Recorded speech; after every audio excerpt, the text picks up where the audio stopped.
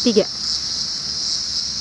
Saudara-saudari, sudah kurang lebih 3 tahun negara kita dan bahkan dunia seluruhnya diganggu oleh COVID-19. COVID-19 memberikan begitu banyak dampak, baik dampak negatif maupun dampak positif. Banyak orang menjadi korban dari COVID-19. Ekonomi negara kita terganggu. Kehidupan sosial kita pun terganggu.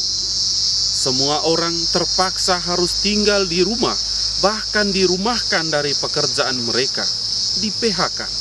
Orang tidak bisa bekerja, orang tidak bisa mendapatkan makanan secara normal lagi. Selain dampak-dampak negatif itu, dampak-dampak positif dari COVID-19 juga dapat kita temukan. Antara lain, soal pola kepemimpinan di sekolah. Sebelumnya kita tahu, seorang pemimpin harus ada setiap saat di sekolah, mengontrol proses pembelajaran, mengontrol guru-gurunya, mengontrol muridnya, dan juga sarana dan prasarana yang ada di sekolah. Sejak COVID-19, semuanya itu berubah. Pembelajaran dilakukan di rumah. Guru mengajar dari rumah, murid belajar di rumah. Aplikasi-aplikasi kemudian digunakan untuk mendukung proses pembelajaran itu. Namun ada satu hal penting yang menurut saya perlu kita ketahui, yaitu soal kepemimpinan seorang kepala sekolah.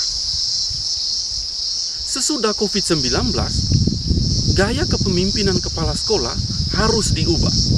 Sebelumnya gaya kepemimpinannya itu top down, up down. Saat ini sudah saatnya kita ubah oleh karena COVID-19 ini. Kurang lebih ada 3 hal yang perlu kita perhatikan. Yang pertama, believe your people.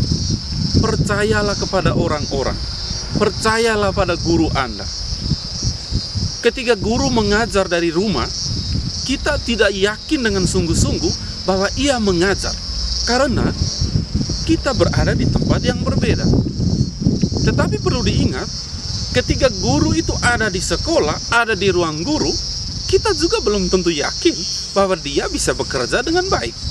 Mungkin dia ada di depan laptop, tetapi dia mengerjakan hal yang lain, bukan hal-hal yang berkaitan dengan tugasnya sebagai seorang guru. Itulah hal yang pertama. Kita harus percaya kepada orang lain. Percaya pada guru-guru kita. Kita yakin bahwa dia bekerja dengan baik. Hal yang kedua, data driven. Ini secara sederhana bisa kita katakan bekerja berdasarkan data. Kita tidak bisa lagi mengecek tulisan-tulisan guru, tidak bisa lagi mengecek daftar nilai guru. Karena apa? Guru ada di rumah.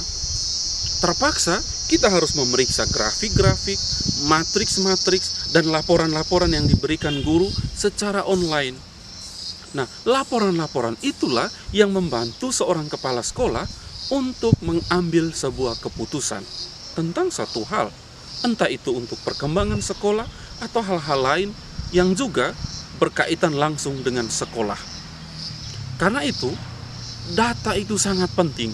Kita harus benar-benar memeriksa data-data yang dikerjakan oleh guru-guru, yang dikerjakan oleh anak-anak, supaya keputusan kita tidak keliru. Yang ketiga, penguasaan teknologi.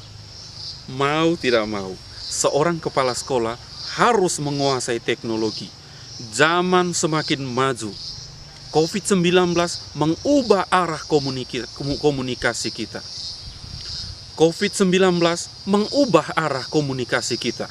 Sebelumnya, kita harus tatap muka dan itu dianggap wajar. Tetapi sekarang, melalui aplikasi Zoom, melalui aplikasi WA, dan aplikasi-aplikasi yang lainnya, kita wajib mengetahuinya supaya kita bisa berelasi, bisa berhubungan dengan orang lain. Oleh karena itu, hal yang ketiga ini sangat penting bagi seorang pemimpin, bagi seorang kepala. Oleh karena itu, hal yang ketiga ini sangat penting bagi seorang kepala sekolah.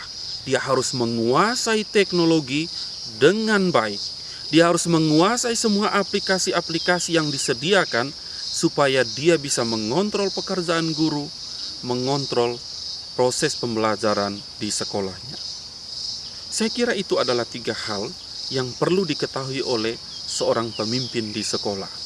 Yang pertama, believe your people. Yang kedua, data driven. Dan yang ketiga, kuasailah teknologi.